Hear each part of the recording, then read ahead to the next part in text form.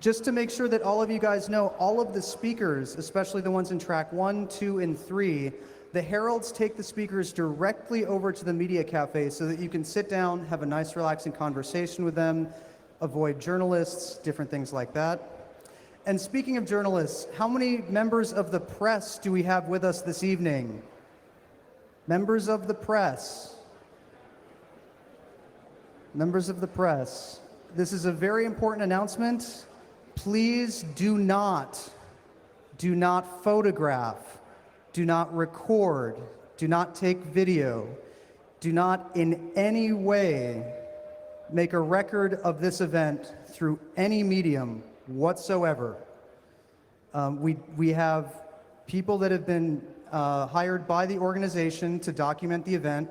You will be able to get any kind of media that you need for your news organizations from those people, but I have to make this absolutely and explicitly clear.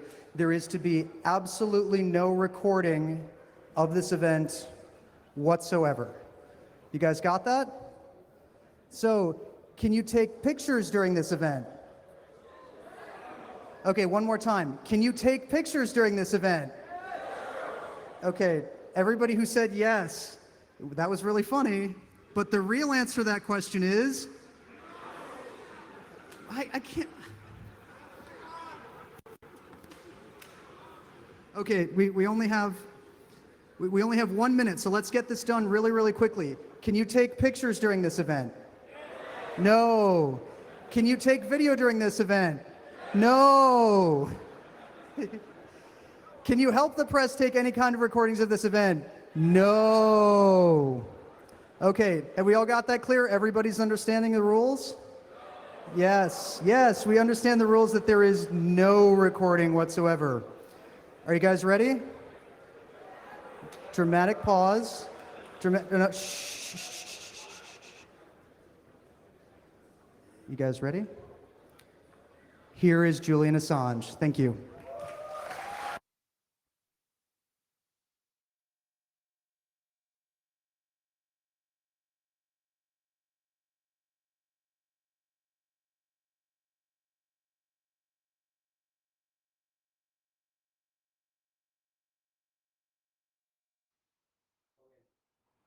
Hello, Ohm, can you hear me? Yes, they can hear you. They can hear, but I can't hear you. Can you hear us? There you go. Hello, Ohm, can you hear me? Yes. All right. Great, thank you. It's nice to be with you this evening. Please excuse my reducing my political attack surface with this attire, but I assure you that's what it's about, unlike perhaps some future Hollywood movies to be released in October. It is quite a clear, conscious decision to reduce attack surface. Now, I heard just before I came on something about not recording video, not taking photos. I don't know why that is. Just in case someone attributes it to me, it's not attributed to me. I think having dealt with a lot of these things, I understand why you would not want people to run around videoing people or photographing them. But here we have an honor system where only the honourable are penalised and the dishonourable therefore have increased profit due to the increased scarcity of material being made available. So I would advise that the organisers try and change that, although I understand why you might want to put strictures on the big commercial media. Okay. Well, I'm going to try this evening to not speak for too long and have mostly questions. We all find people who speak at length, I think, rather boring. I've said what I've said many times, and even I start to find myself boring after a while. So I'll just elucidate some points and then hope that most of those are taken up in questions. Today, or yesterday rather, Bradley Manning was convicted of 19 offences, 5 espionage charges. He is now in his sentencing phase, which started today. He is up for 136 years. Now, I don't want to begin, if you like, with the enemy's talking points. Of course, the treatment of Bradley Manning comes about as a result of an attempt to terrorize everyone, to set a general deterrent. And to a degree that works. But you see in the case of Edward Snowden, actually there is kind of a self-delegitimization that also occurs when a powerful organization breaks its own stated rules and acts in an inhumane and immoral manner. Why is it so concerned about showing that it is inhumane? Well, power defines itself through its own exceptionality, its ability to not follow its own rules that it has carried out. And the desire to display power and to display exceptionality is extremely high in this case and a number of other ones. Why is that? Well, because the transnational security state, principally involving the Anglo-Saxon nations, but also well worked into NATO states, feels threatened. And I think that's a very important signal that that alliance does in fact feel threatened as a result of information about its true activities emerging before the public. I think the degree of impact from the example is probably well in excess of the degree of impact from most of the material in these cases. Why, for example, has the United States gone after Cuba for so long? It's only a small country, it's really not that significant, but it is very significant as an example of successful defiance. And Wikileaks as an organization is an example of very successful defiance. Bradley Manning, according to his own statement, is a very important example of moral defiance against an immoral authority. As that case proceeds, I think we need to understand that the efforts being placed against Bradley Manning, and I suppose against Wikileaks and even myself, while on the one hand they might give you pause because you don't want to become someone in a similar position. On the other hand, we should understand that the amount of effort being put into persecuting that young man and Wikileaks organization really represent an economic and political signal about the degree of impact that we are having. One of the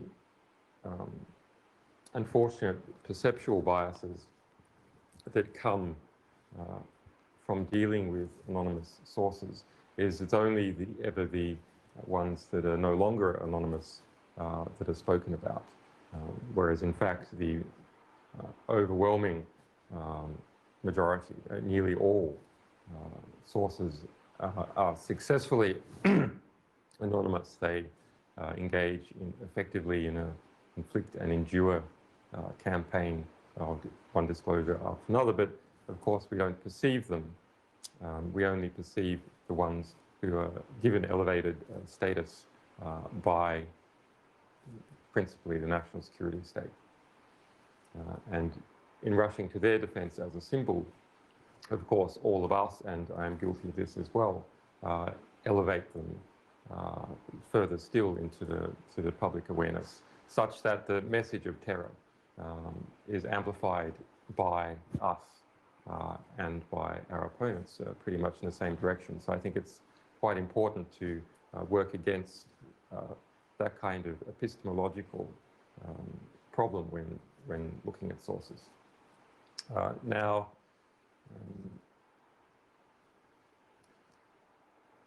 I want to pull back for a moment and try and look down on where we're currently at. The number of things that Wikileaks has been involved in, that I have been involved in over the past, I think it's 4 years since I was in the Netherlands, is so tremendous and has so many facets that it's quite hard, I think, for most people to glimpse what is going on. But if we remove ourselves a degree, we can see that, and I hope it's increasingly apparent now after Snowden's revelations, that we are facing a new Western religion. And that new Western religion is the national security state. It's hurtling towards a dystopia. It is dragging many of us along with it, not combatants, but all of those who use the internet are sucked up into this system, and anyone who doesn't, of course, is economically, in terms of information flow, sucked into those who do. That system, that international complex of information flow and relationships in the deep state is the single largest problem that global humanity faces, other than its own ignorance. We can understand that it is becoming a new religion, it is becoming a new structure under which all the other structures are adhered to. To understand that that there exists a state within a state, a cult within the culture. Just look at the United States with now 5 million, over 5 million security clearances, over 1 million top secret security clearances, over half those 1 million top secret security clearances being in the hands of private contractors like Booz Allen Hamilton, Blackwater, SAIC, Raytheon, etc. Today, it was announced that, with great fanfare, that the United States government would be declassifying one of the FISA court orders against Verizon. So the FISA court, as some of you may know, is a secret court in the United States. I should not use the word court. It is a secret administrative body, which the government calls a court, before which applications for surveillance are put by the executive and ordered. It is a way of getting around the separation between powers between the executive and judiciary. It's not a real judiciary. It has issued over 1,300 orders this year for surveillance, mass surveillance, individual surveillance, and rejected none. And the decision to publicly declassify one of those bulk surveillance orders, well, which order is it? It is, in fact, the bulk surveillance order against Verizon that was revealed by Edward Snowden. What's going on there? It's already public. Why is it at all interesting that it's been declassified? Well, we've seen this in a lot of our other publications, from Guantanamo Bay to parts of the diplomatic cables, that these documents are treated like scriptures, and that there's holy scriptures, and there are scriptures that are disgraced, that are desecrated. Here we have precisely the same piece of paper, with precisely the same information, given to the public, presented before the public, which everyone acknowledges is in fact public, which it's even been acknowledged is in fact an order that exists officially. And yet there's another version of it that is still holy. The classification program and classification czars sprinkle, in effect, holy water, 77 million vials of holy water in the United States per year to imbue text, to imbue information with some kind of property, some invisible property that isn't associated with the textual elements of the documents themselves. It is not associated with the intellectual content of these documents. And so we can have holy documents and we can have desecrated documents. And of course, Wikileaks is in the business of publishing, if you like, desecrated documents where the holiness of them has been profaned. And we can see absurd results where the United States government issues orders to, going back even to 2007, to its Guantanamo Bay staff. They cannot look at the Guantanamo Bay manuals published by Wikileaks, that people cannot look at the cables published by Wikileaks, that no one in the military can look at the documents related to Edward Snowden's disclosures, even though those are the very people who actually have the security clearances to look at those documents. There is a priestly class within the new national religion of the United States. And that priestly class is able to imbue one document or another document with special magical properties.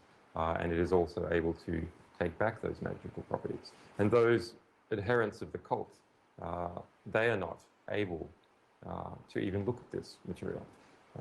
Even though all the public is looking at it, it's somehow defiled and profaned, and therefore toxic to what?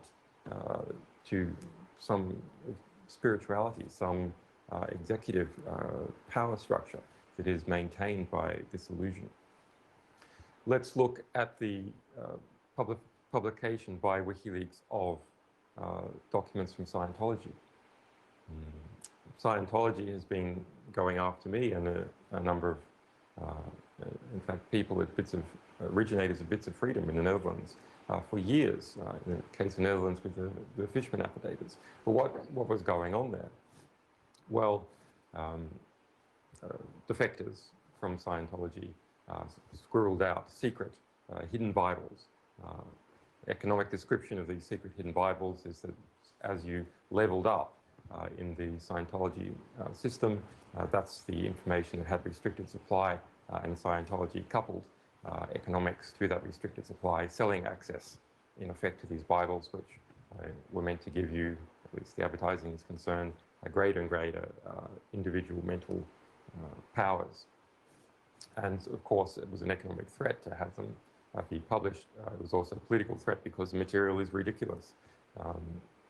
You would have seen perhaps South Park, and that's and its description of OT3 with how the human race was frozen by the evil Lord Xenu, brainwashed for millions of years and stuffed into a volcano in Hawaii and blown up, etc. It's just absurd stuff. But once you're sufficiently indoctrinated into the cult, you don't see it as absurd anymore. But the coupling that Scientology placed around its own secret Bibles was that members of the cult, adherents, if they were exposed to that material before they got to their right level, to use an analogy, their right classification level, if they were exposed to that through impure channels, then it would kill them. Literally, it would fry their brains. And so you have orders by the leadership of Scientology that no one look at that material, and that if they do look at it, it will damage them. And so you have adherents of the cult refusing to look at unholy or profaned material. Similarly, we now have vast swathes of the United States security apparatus refusing to look at WikiLeaks in case they are themselves profaned, refusing to look at the Guardian orders, in fact, to modify firewall rules in the US Army to ban WikiLeaks, long done, of course, but to ban even now The Guardian as a result of its coverage of the Edward Snowden affair. And I find that such an interesting description of what is going on, that there's a religious adherence to the view of classification. And it taps into some pre-existing feeling that human beings have about the subtle, unstated effects of power and of loyalty. These are, in the end, just bits of paper. Even if we look at the law in the United States, what is the law? Well, there's the Espionage Act of 1917. It speaks about particular things. It doesn't speak about there's some bureaucrat who's put down a stamp and that means anything at all. It speaks, perhaps in some places quite correctly, about the intentional revealing of information which would cause the United States, whatever that means precisely, a serious harm. It does not speak about, has a priest in this new national security religion blessed a document by sticking a stamp on it.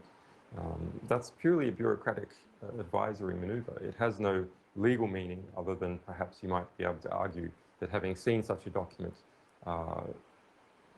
with a classification stamp on it, one should be aware that perhaps the document might cause harm or injury to the United States, if there's some sort of advisory notice that someone in the bureaucracy believes that. But in practice, we're moving well away from that and moving into a transnational security state religion. It's not just the United States. It's something that's clearly spreading throughout the Five Eyes alliance. Okay, so let's put that aside and ask ourselves the question,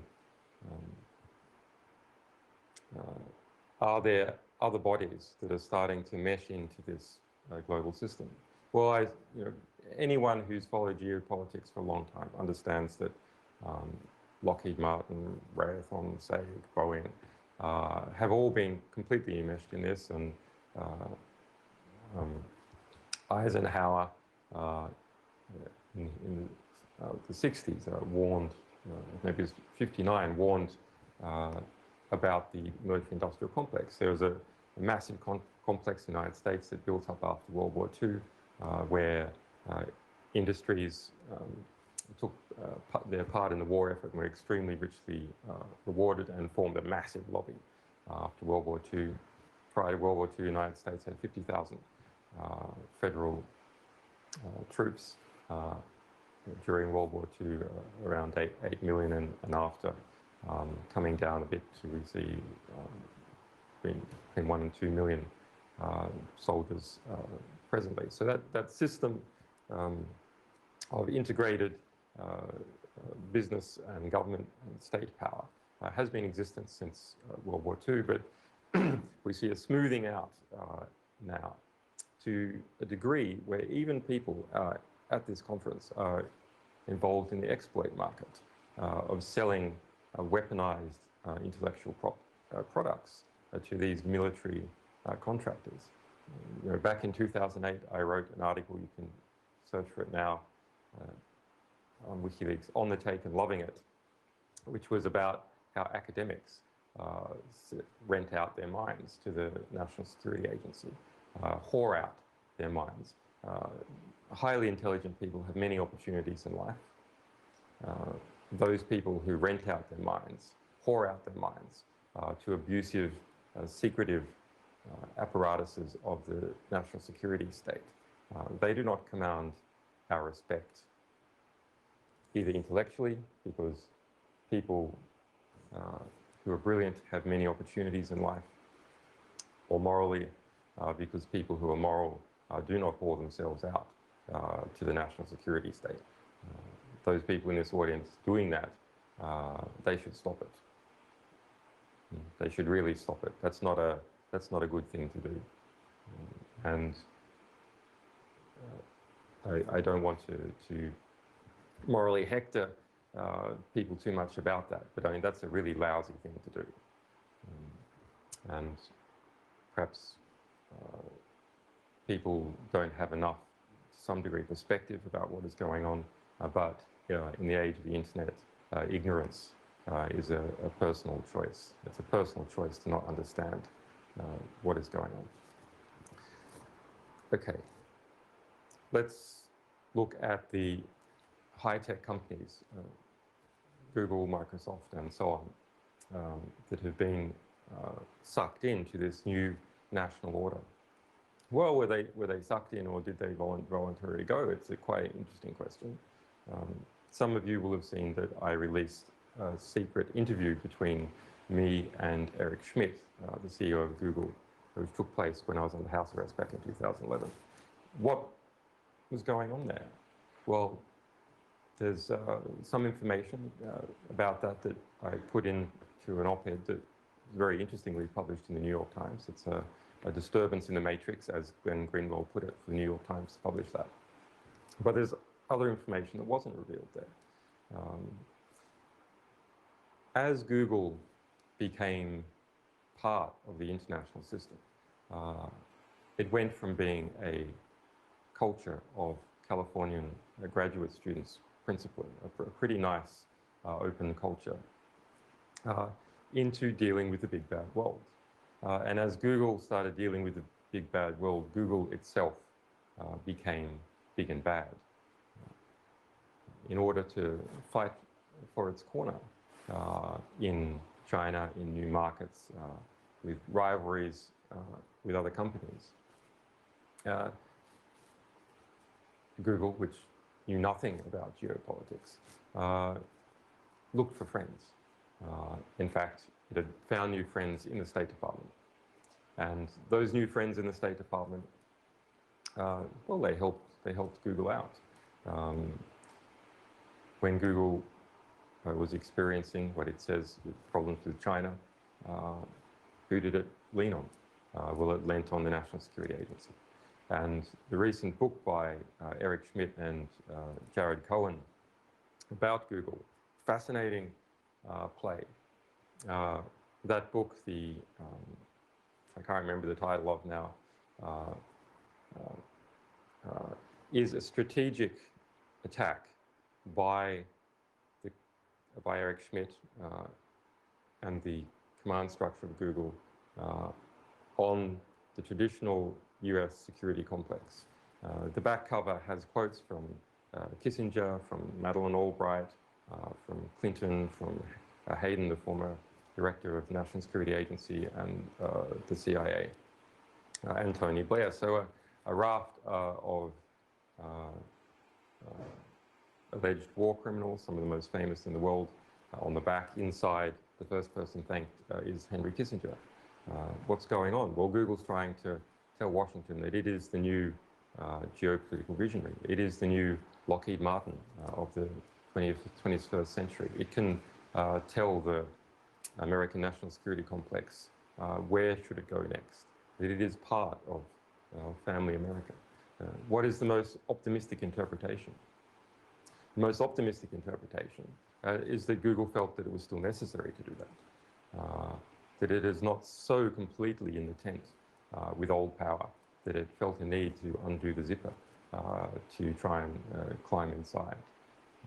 Well, when Eric Schmidt came to visit me back in 2011, he came with 3 other people. Who were those 3 other people? They were all people associated with the State Department. Jared Cohen, who now commands Google Ideas. Effectively, he's in charge of Google's regime change department. That's come out through our cables. You can have a look at him in our cables. You can have a look at him in the Stratfor material. What was he doing? Well, he was going around into, according to the cables, into Afghanistan and doing things like having meetings with all the Afghan telcos and saying, hey, we think all the base stations in Afghanistan should be put onto US military bases in Afghanistan. The Afghan telcos, 3 of them refused to meet him. The 4th one said, well, why would you want to do that?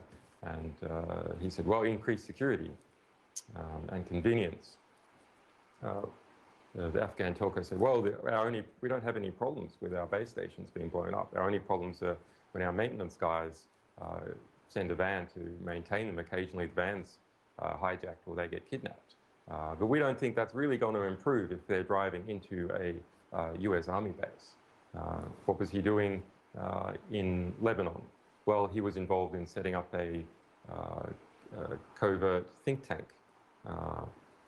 pro-Shia, designed to rival Hezbollah. What was he doing in the United Kingdom? Well, he was in the United Kingdom meeting with executives from Bollywood, telling them about a special fund that the United States had to modify film programming content in movies to make movies less hospitable to extremism that might take place against the United States. And that they could be lined up with US movie companies that had used the same system.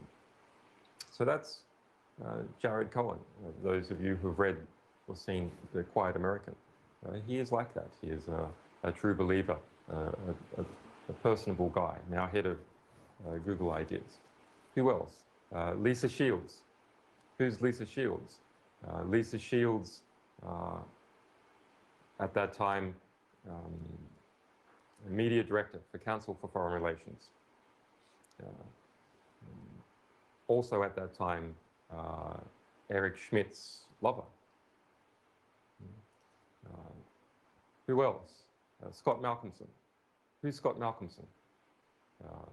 Well, Scott Malcolmson had previously been a senior advisor to the State Department, and at that time was working for Google. Now he's media director of International Crisis Group.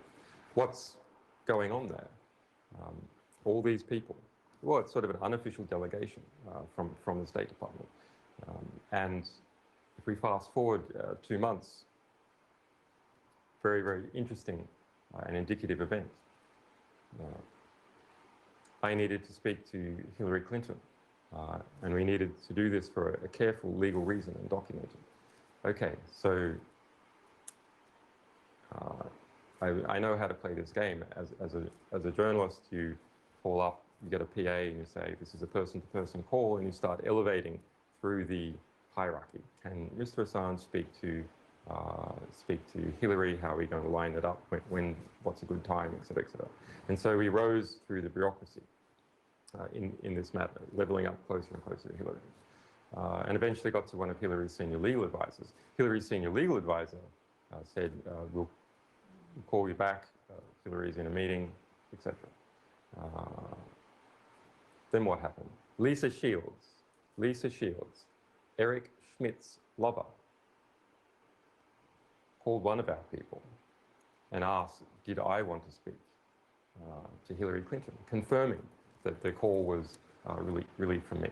So Lisa Shields, Eric Schmidt's lover, was the back channel. She doesn't formally work for the State Department. Formally, she works for Council for Foreign Relations. So here we have a situation where you call Hillary, you get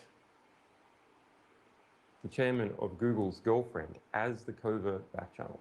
That's how close Google is injecting itself into Family America. It is now spending more money in Washington lobbying than Lockheed Martin is.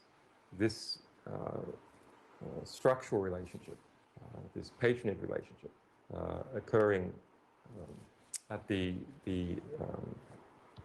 command level of Google shows you that it has been completely sucked into the system. So it's no surprise whatsoever that in 2009 Google took part in the PRISM program. Of course, less surprise to everyone that Microsoft was there, and now that Skype is also sucked in after it was acquired from Microsoft. But we should really understand that there is the creation of a new world order that involves principally the deep state, the national security state, as a structuring force, and connected into that structuring force, many, many companies and organizations and individuals sucking down an economic gradient or a patronage gradient or an information flow gradient. Okay, so is there any hope, or are we all doomed? Um, well, it's a pretty interesting question.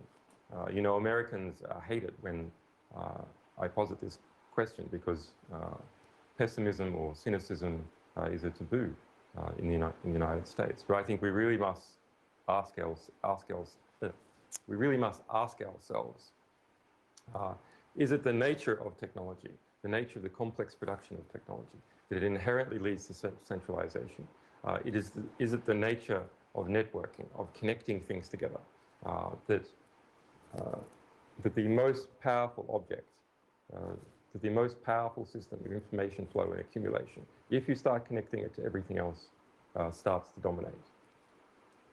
That's an extremely interesting philosophical question. Any manufacturing of technology which has associated with it volumes, efficiencies of scale, complex manufacture, specialization, well, all those things can be lent on by whoever has control of a gun. They can be lent on by whoever has coercive force, and as a result, whoever has coercive force can get more coercive force. It can leverage itself through these, through the relationships that the highest tech companies have. And now we see that we are in, at least most of you will be familiar with the surveillance system and how everything is being connected together there across the Five Eyes alliances and all the NATO nations, etc. We may finally achieve the dream that some peace activists rather foolishly had after World War II of a one world government where everyone is connected together into the same system of asymmetric power as a result of asymmetric information and information flow and deployment of coercive force. It seems to me there is a tendency operating against it. I don't know which one will win. With the halving of bandwidth costs, the halving of storage costs every 18 months, we also see effectively the doubling of power of the National Security Agency every 18 months. On the other hand, there is a new international body politic developing. This meeting we're having right now is a reflection of that. The increased attendance here compared to 4 years ago is a reflection of this developing new international body politic and a new consensus about values and about what is important. Edward Snowden is a reflection of that new consensus about what is wrong and what is right and how to act. That new consensus, of course, needs to be transitioned and measured and demonstrated. The political will that is associated with that new international body politic needs to be made manifest through a variety of mechanisms that measure it, acts that are important, surveys that we occasionally see where whenever we have some open popularity contest, we see Bradley Manning, I imagine Snowden would now be well on the list, me, Wikileaks, Anonymous, winning these generalized surveys, not other groups. That's a fascinating thing to see. That that it is who, if you make an open poll, who is it that wins the open polls? It's Western dissidents in the West who win open polls, rather unsurprisingly. But it's very rare that they're open. They're often marginalized. Bradley Manning won Guardian Person of the Year with 70% of the vote. The Guardian, of course, tried to manipulate and manufacture that poll that he didn't win. But that is a crushing victory and a crushing reflection of the true will of people to say this person represents what I believe. This person is a symbol for my hopes and dreams. And this person is a symbol also in the way that they have been persecuted for all that I despise. The increasing interaction speed that we all have is perhaps another mechanism that is going to deal with the transnational surveillance state. Yes, you might be spying on everyone. Yes, there are lots and lots of new algorithms which are developed and deployment algorithms. But we look at a horrifying statistic put out by Eric Schmidt. that there are 1 million new Android devices turned on each day for the first time. 1 million per day turned on for the first time. In a few seconds of this talk, this whole auditorium, bang, turned on for the first time. Those people doing free work for the National Security Agency are doing free work for Google. Imagine if Wikileaks expanded by 1 million people per day. That's the population, more than the population of the United States per year. On the other hand, 1 million people interacting at speed, new per day. What is the ability to comprehend and understand and manage that non-linear interaction of 1 million people at speed? That's extremely hard. I think that perhaps explains why the increasing independence of Latin America. Partly, yes, that's to do with the United States and its allies taking its eyes off Latin America and focusing them on the Middle East and China. But I think some of it is this new fast interaction speed, which even if you're spying on everything, doesn't mean you can predict everything because the interaction is happening too fast and it's too dynamic. Okay, so I think we're, what, at 40 minutes now. Despite saying that people who sit there and talk for a long time is incredibly boring, I see that I've in fact done that. But okay, so let's cut to questions.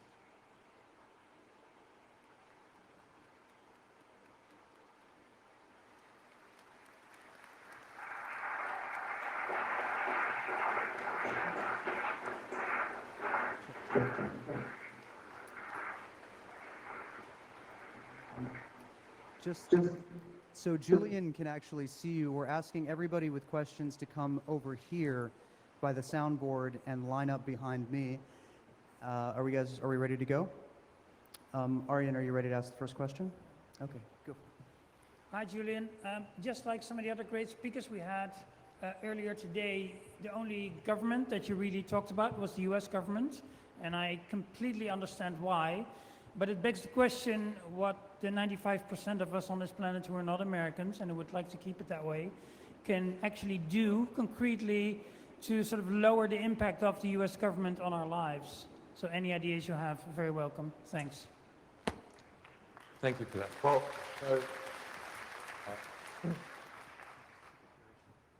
you're in the Netherlands. You exist under the US government. That's the reality. The Dutch intelligence services and their relationship with the US is a subordinate relationship. The involvement in NATO is subordinate.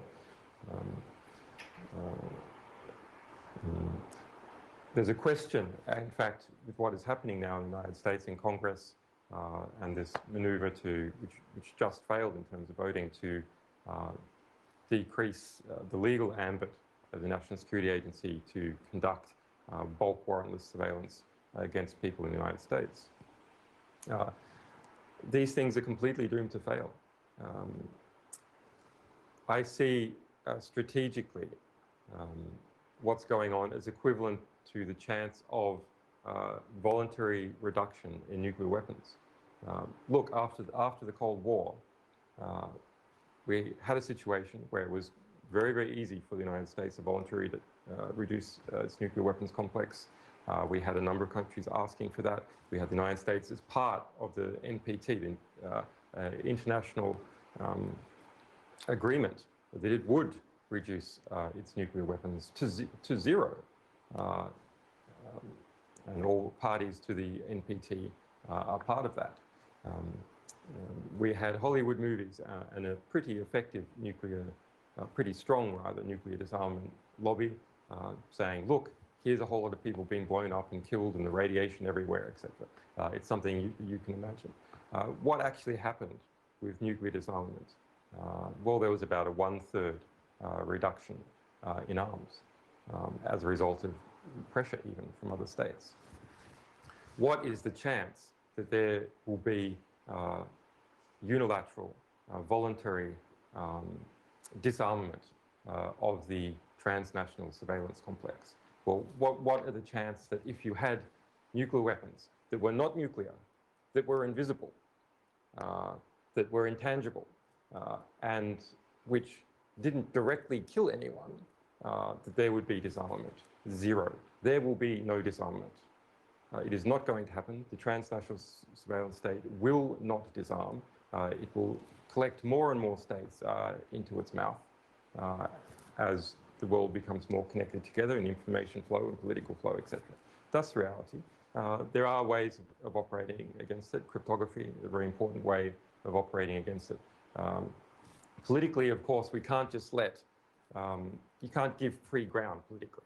We have to fight politically, of course. If you just walk off the field and you give free ground, the free ground will be gobbled up. So there has to be resistance. But it is a fantasy that the transnational surveillance state will ever disarm short of a mass economic collapse, which is possible because politically it's managing to gobble up all the resources. Now, in individual countries, well, of course, I think you should fight for your sovereignty of your culture. I think that the forces of resistance, if you like, which include a number of people on the left, have been paralyzed by the idiocy of transnationalism.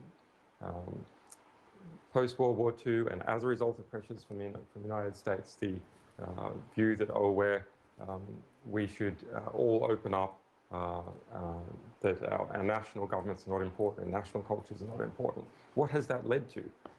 It has led to individual cultures being like white rice, and they take upon whatever flavor, they take upon the majority flavor that's pushed into them. And the majority flavor, the majority power in terms of information flow and systems of organizations is the transnational system that the United States and Great Britain erected after World War II. So yeah, I think part of the answer to this question is nationalism, and it's having states recognize that their sovereignty and their power structures are completely undermined. It's a difficult problem. You have co-option of all the principal players in the state. The people who have the levers of power in each state are corrupted and co-opted and bribed and blackmailed by that system. So I think actually, other than getting individual states concerned about this and forming alliances of states, as we see in Latin America, who might resist it, the only path forward is strong cryptography. It's the only hope, producing effectively a defensive weapon system, a defensive system against bulk state spying. Other states who are threatened need to engage and invest in that. As individuals, we need to do that. Corporations who are subject to it also need to do it. So, you've been there for quite a while in the embassy. What's your end game to get out of there? Do you have a plan? You can live there forever? You know what? I mean, we can ask this to everyone. What's your end game? In the end, you all die, right? So, but before that happens, you might be able to do something that is useful and satisfying, and that adheres to your principles and defends the people you care about. So I'm not trapped in this embassy. I was outside this embassy. I came into this embassy for a very specific purpose, to engage geopolitically the region of South America with this issue. That has been successful. There's $10 million admitted by the British government of surveillance per year outside this embassy. It is a difficult environment, but as we see with Edward Snowden's,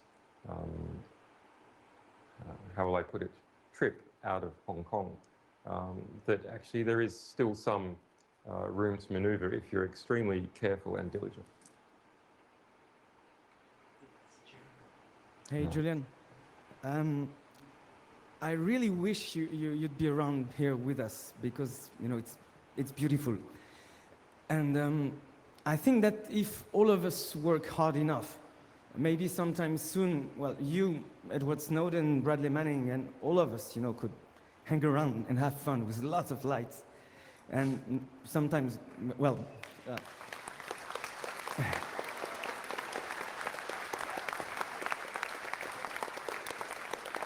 you were right.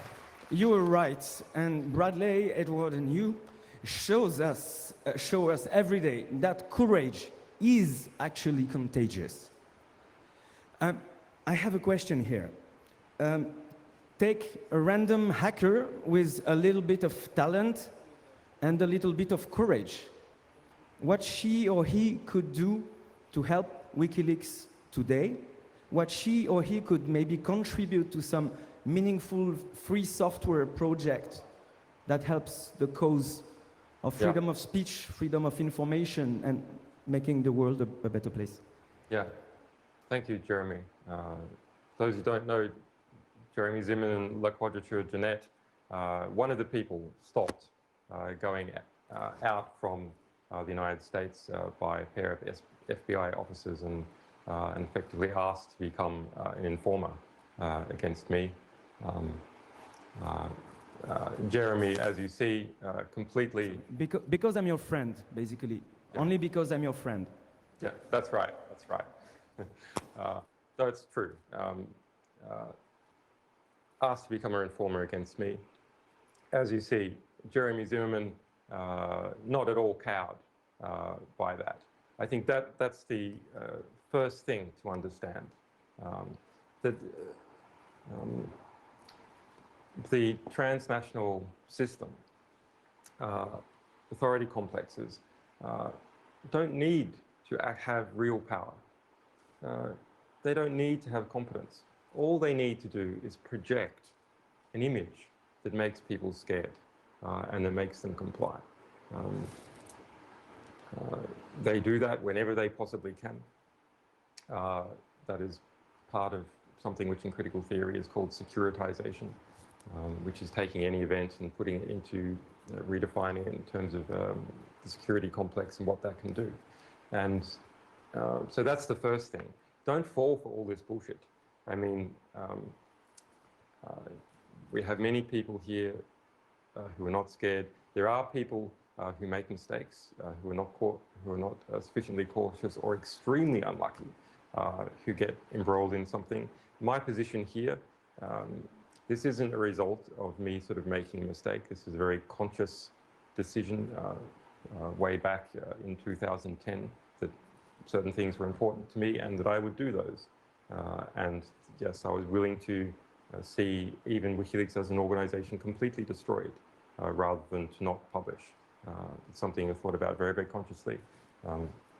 As you see, I'm not in prison. I'm not dead. I'm continuing with our work. We're smashing banking blockades, winning lawsuits everywhere, engaging in new publications, and you know, the serious business that we're engaged in. So first of all, don't fall for the bullshit. These agencies, while vast in terms of their presence and surveillance, are deeply incompetent, ferociously incompetent. Let's look at Afghanistan, the second poorest country on the earth. Two superpowers, the United States and Europe, have been unable to subjugate the second poorest country on earth because they are so incompetent that they don't really believe in the mission and so on. Similarly, the United States has been unable to get a hold of Edward Snowden, has sprayed out extradition orders all over the world. Even Ireland has rejected those extradition requests. Small Latin American countries have rejected them. So yes, this overarching system does tend towards a dystopia, but it also tends towards incredible internal incompetence and stupidity. And that's really something you can work with. Now, as individual hackers, well, you can always give, and that's very important, you can always give WikiLeaks money, information, the people who are associated with us and defend us, money, information, talent, where you can. Work on cryptography projects, those are extremely important. I think distributed, safe chat and messaging is perhaps one of the most important things. I see that is evolving now. I've been speaking about it for a while. It is slowly but surely evolving. The Edward Snowden Defense Committee, which we've formed, well, it needs a bunch of web programmers and so on. It's a bit hard to get people in the United States to contribute to that. You can speak to Annie Mahmoud and Tom Drake if you want to volunteer some labour activity, or Jeremy perhaps as well if you want to volunteer programming time or funds. Hi, Julian. Big thanks to you and all the people that supported you. And my question is, if you personally could change just 3 things, what would they be and why? Well, I mean, if I was what Supreme Lord Master of the Universe, or is there some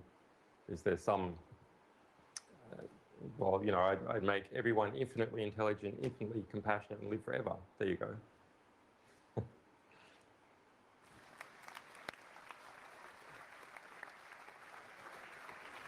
Hey Julian, I'd just like to echo the sentiments and say thank you for your sacrifice and the sacrifice of many others who've helped you and helped bring the information to light. One of the defense mechanisms of the system seems to be to isolate people like yourself, like Bradley Manning and like Edward Snowden, so that they can then pick on those single people and bring them down. Now, how can we get back to this being about the information and not about the people? Because the information is what's important, getting the information to the masses, and then the people will become unimportant as the information gets out there. Yeah, well, you know, at the base level, if you can't argue with if you can't play if you can't play the ball, to use an Australian phrase, you play the man. You engage in ad hominem attacks to try and divert the discussion. We've seen that with me. We've seen that with Bradley Manning.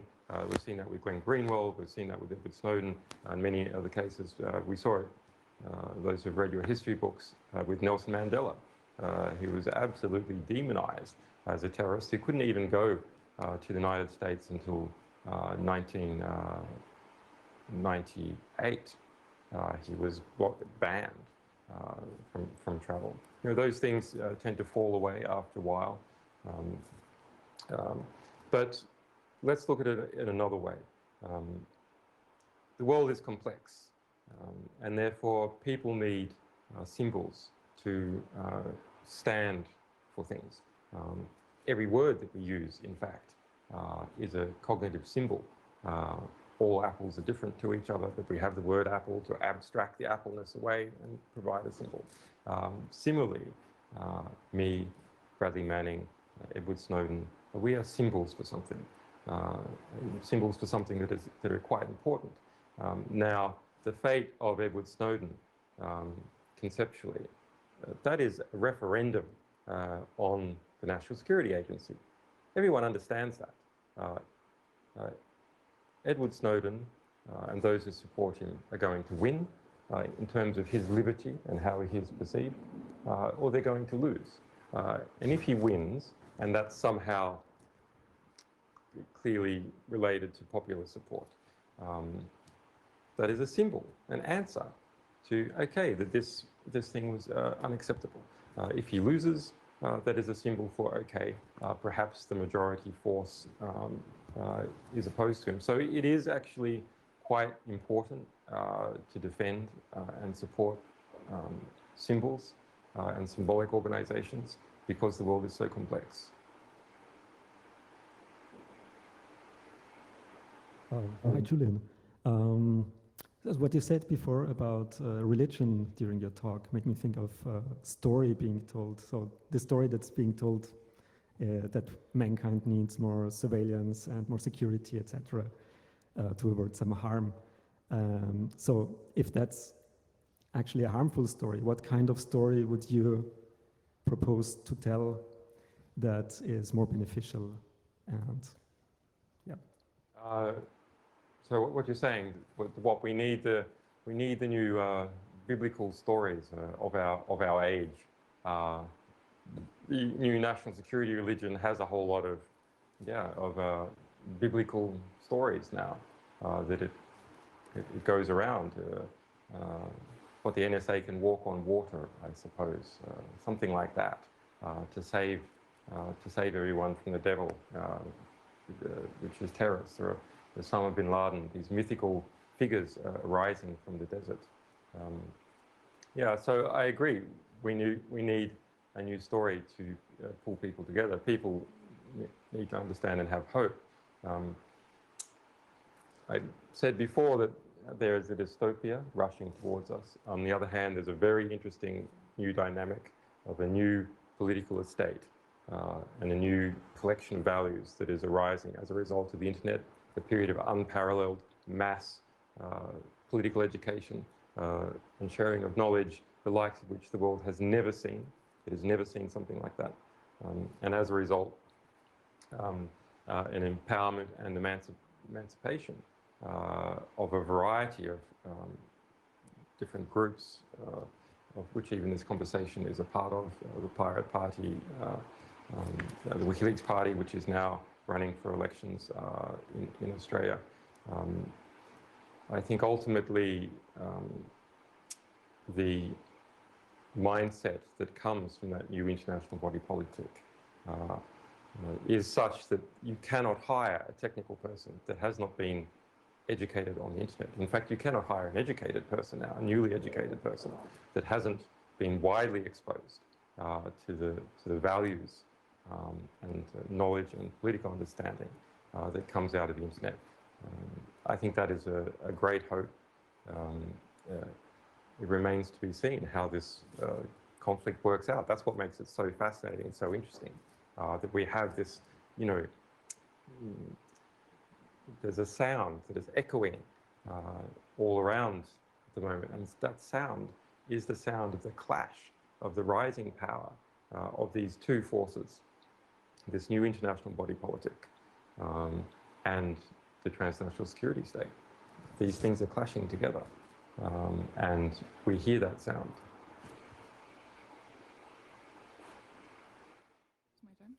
Hello.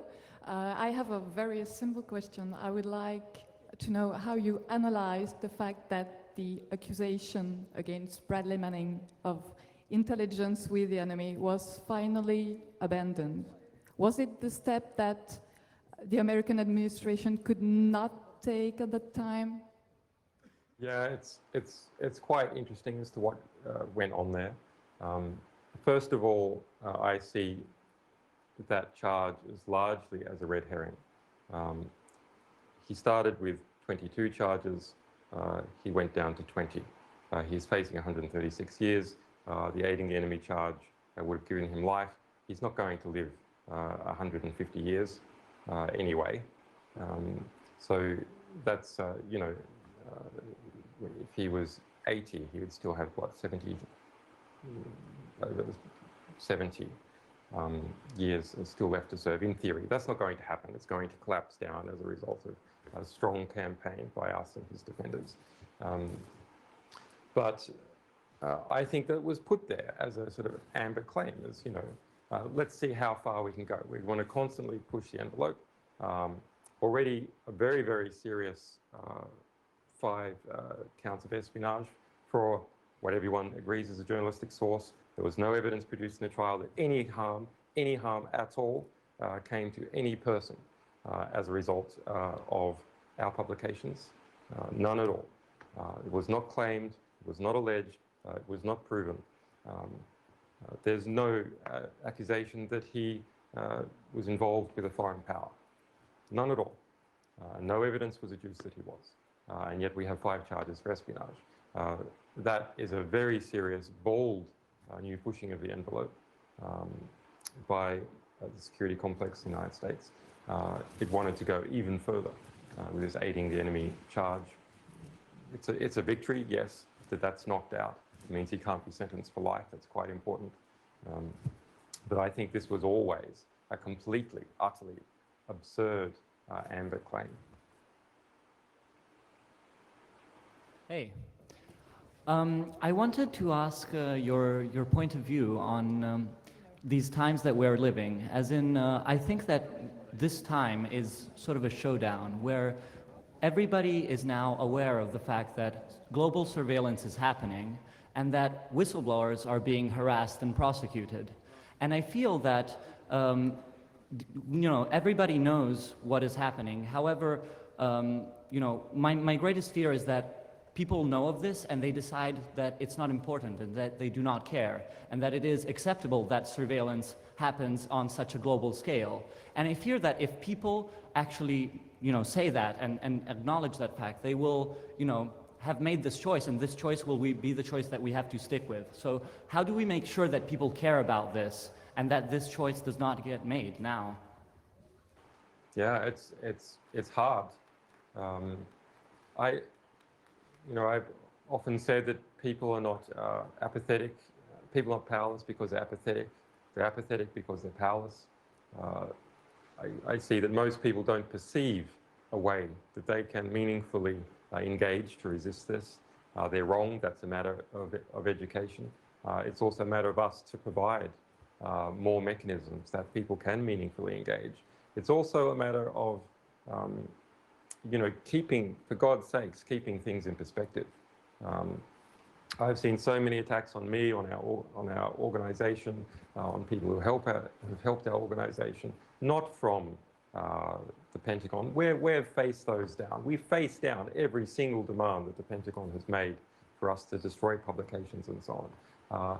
But by opportunists, local opportunists, looking for local political opportunity, by absurd competition within the activist community. We have to go, what side of the goddamn line are you on? Are you on this side of the line or on that side of the line? Make your mind up, because if you don't show clear adherence to what side of the line you're on now, what's going to happen? What's going to happen when things get even worse? Can you be trusted at all? And I think that's very important. Well, of course, we always need some form of intellectual self-criticism. It's always in conflicts. Unity is everything, and coherency is everything. And the most unified group that has the tools to unify it and the wherewithal to unify itself wins, is the National Security Agency and the mechanisms that it uses to unify itself. Coercive power and information flows. Is that a more unified group than the resistance? Well, actually, pretty clearly it is more unified. On the other hand, it's pretty incompetent. There's not much passion there. It lacks flexibility, it lacks speed. So I would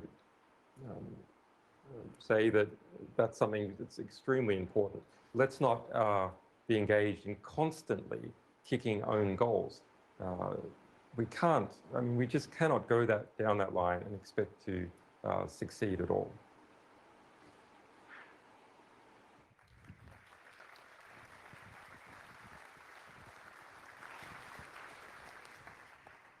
Dear sir, thank you for all your answers. There are many answers left, but I wish you much of speech, space, and freedom in your head and physical.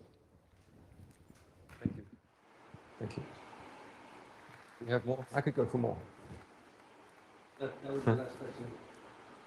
No more questions? I could go for more. Come on. Do we have a... One more question. That is, as a personal experience of mine, is that when I speak to other people about problems in this world, is that, well, a lot of them seem to have the opinion that it's worth it to sacrifice your privacy to gain extra security from crime or other kinds of wrongdoing. And, well, I don't have a clue how to convince those people who seem to make up a great part of the masses that we need to convince in order to do anything about it. So how do you suppose we convince those people? Thank you. Well, if they're American, it's a good place to start. So you believe we should repeal the Fourth Amendment? You know, it's quite easy. We should just scrap the Fourth Amendment then, because the Fourth Amendment says that there should not be searching and seizure of people's information or assets or property without proper due process. But if we look at a less instrumentalist version, it's fine, actually. Crime is a problem. It is a problem. And yeah, sure, state surveillance structures reduce crime, anonymity increases crime. That's true. Similarly, for those nations that are threatened by invasion, like Cuba and Iran, of course, they have to defend themselves against invasion. And the result is oppressive apparatuses build up inside to defend themselves from those sorts of attacks. So I think we should start out sort of recognizing the position and then go, yeah, but the propaganda about terrorist attacks and crime is vastly disproportionate to the reality. And that it's not always a trade-off between these two things. There's many areas where there is no trade-off. And finally, but most importantly, if the state is out of control, it is an armed gang. I mean, if you want to look into the theory of how states arrive, they are mafias. They're small regional groups of bandits who start extracting concessions from the population. Groups of bandits band together and able to defeat smaller groups of bandits, and that's what, in the end, forms a state. They are protection rackets that shake people down in what would be traditionally called tithe and what we now call tax. But when the state goes bad, the amount of crime that is inflicted on you as an individual is tremendous. And there's often nowhere for your family to hide or to deal with that. So it is the extreme potential for crime and terror and coercive force being misapplied that we need to watch out for. In the US justice system, that's already happening. I mean, the US federal justice system is one of the worst things that exist on earth as a sort of debauchery of the way human beings should treat each other. A grand jury, if you were before a grand jury, there is a 99.97% chance that you will be indicted. 99.97. If you are indicted, there is a 99% chance you will be convicted. 99%.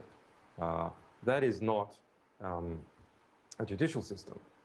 That is rule by decree with those sorts of statistics. So there's something where we already see when a state has too much central power, it doesn't have to negotiate its power with its population. There is no quid pro quo with the population.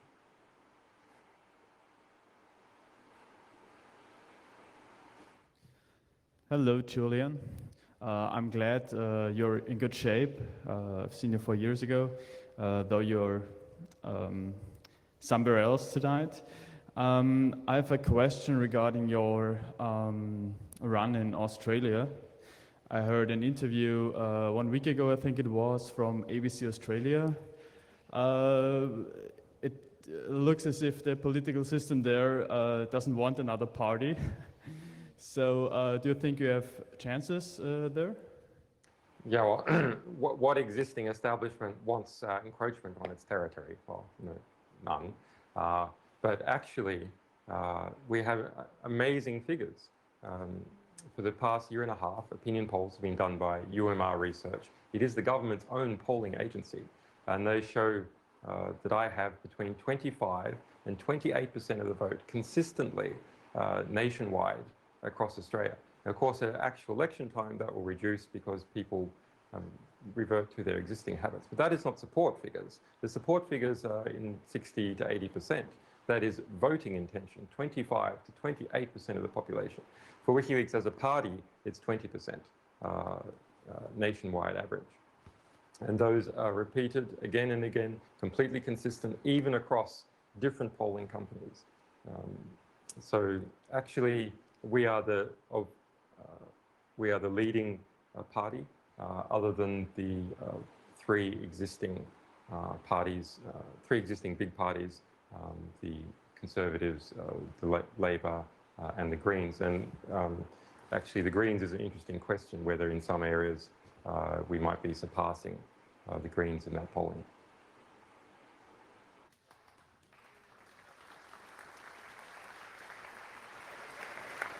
And importantly, if we look at voting intention of people under the age of 40, it's 40%. That's something very interesting is going on. 40% of the Australian population, their voting intention is to vote for me. Yes, they want to, in part, defend an Australian who's been badly treated by the Australian government. But to such a degree, across so many different aspects, I see that as the future international body politic. The people under the age of 30 are the most educated by the internet. They are the most educated, full stop. That's the most educated generation the world has ever seen. And as a result of its education and understanding and its ability to look through the bullshit being provided by the establishment press, we see 40% of the vote.